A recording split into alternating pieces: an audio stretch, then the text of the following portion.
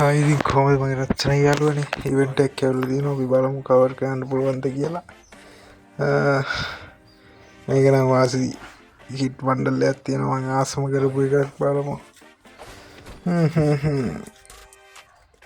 කාටුසු බලේ යොදලා ගමු රොන්න බලහන් කාටුසු ට්‍රික්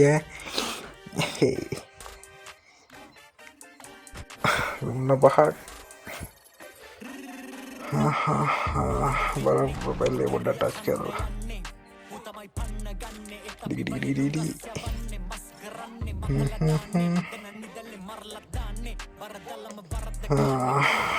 බලමු ටික